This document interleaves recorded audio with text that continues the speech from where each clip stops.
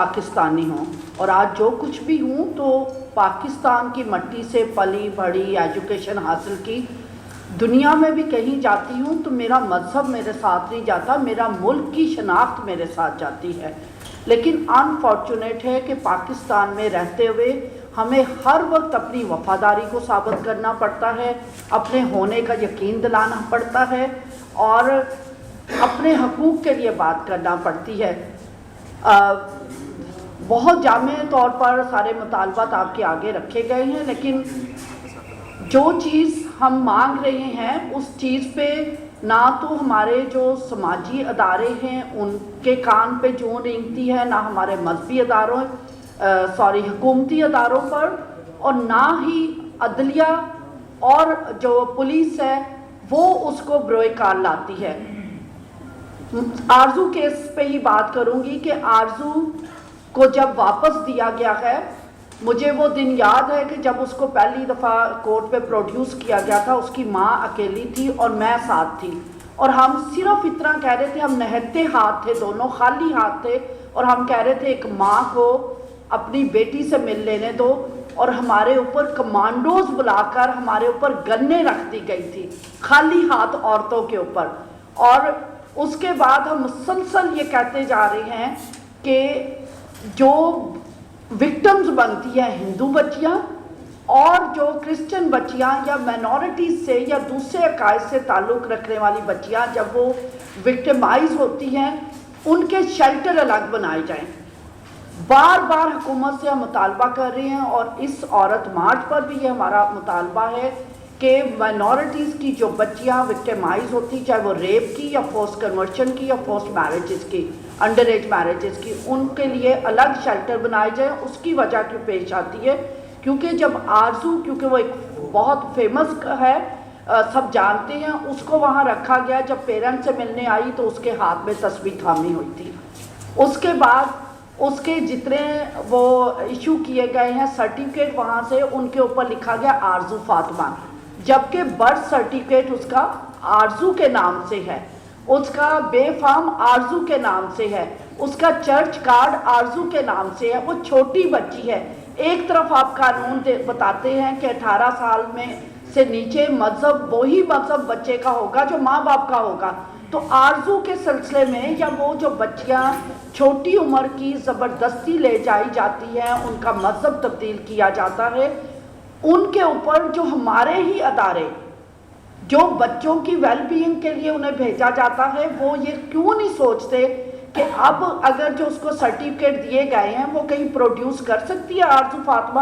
اس کا تو سارا ہر ریکارڈ جو ہے وہ آرزو کے نام سے ہے. اس کے بعد جب وہ عدالت سے واپس بھی دے دی جاتی ہے تو ادارے سے فون آتا اگلے دن 10 بجے، آپ نے نماز پڑھی ہے؟ آپ بچے کی ویل بینگ کو دیکھ رہے ہیں یا آپ بچے کے مذہب کو دیکھ رہے ہیں؟ خدا را ہمارے جو مائنورٹیز کی خواتین کے لیے اور بچوں اور بچیوں کے لیے الگ شیلٹر بھی اس وقت حکومت کی ضرورت ہے، کیونکہ مذہبی تعصب حد سے بڑھتا چلا جا رہا ہے. ابھی کراچی میں اتنا بھیانک ایک واقعہ جنم لے چکا اور اس کو کوئی نہیں دکھا رہا.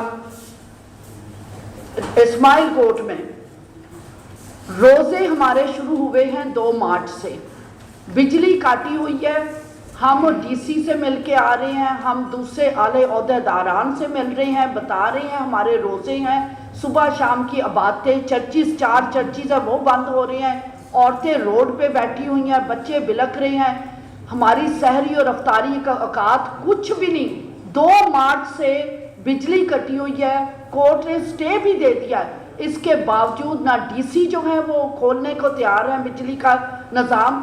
معاملات کورٹ میں ہیں. وجہ کیا ہے کہ وہاں پر 200 سے زیادہ کرسچن مائنورٹیز بستی ہیں، وہ غریب ہیں، ان کی شاید آواز نہیں ہے، ان کو شعور نہیں ہے اپنے حقوق لینے کا. ان کے اوپر تشدد، ان کے اوپر اتنی زیادتی کہ کوئی روزوں کی پاسداری کر لے. رمضان میں کسی علاقے میں یہ ہوتا اور ہم دیکھتے کہ وہاں پر کتنا کوہرام برپا ہو جاتا. ہمارے روزوں کا بھی کوئی احترام نہیں ہے، نہ ہماری خواتین کا احترام ہے. ڈومیسٹک ورکرز اور سینیٹری ورکرز، زیادہ تر خواتین جو مائنورٹیز سے تعلق رکھتی ہیں وہ ان دونوں پروفیشن سے وابستہ ہیں. ان کی سیلریز کیا ہیں؟ 5,000, 8,000, 10,000. جبکہ وزیر اعظم صاحب کہتے ہیں کہ 25,000 مزدور کی تنخواہ ہے. تو کیا یہ عورتیں مزدور کی کیٹیگری میں نہیں آتی؟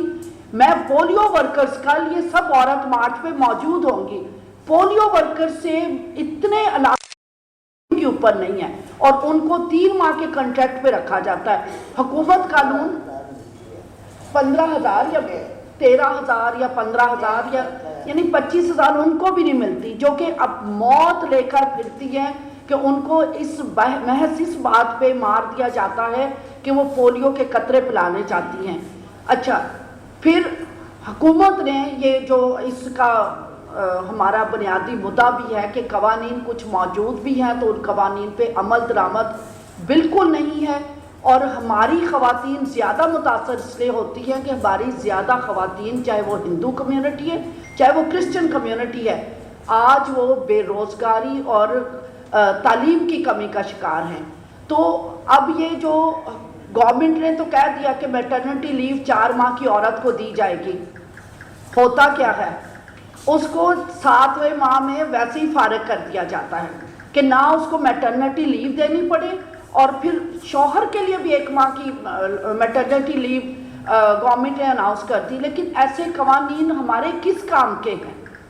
اور ابھی ایک جو بھیانک نیا قانون آیا، کس صدی میں ہم ہیں، دنیا بھر میں مشینوں سے صفائی ہوتی ہے.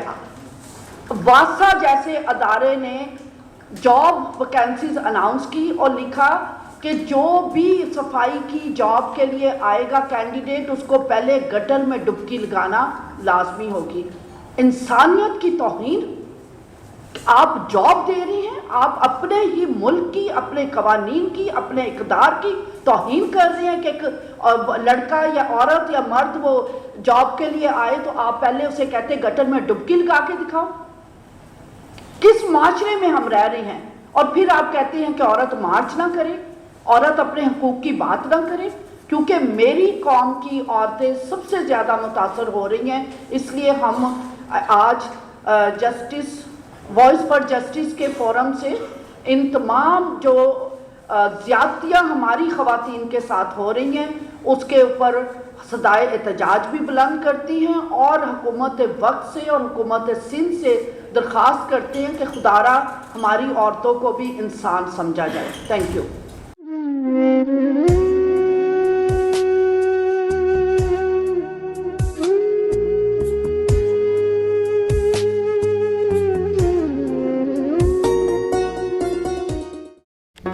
Do not forget to like the video, subscribe BTL TV, and press the bell icon to receive notifications.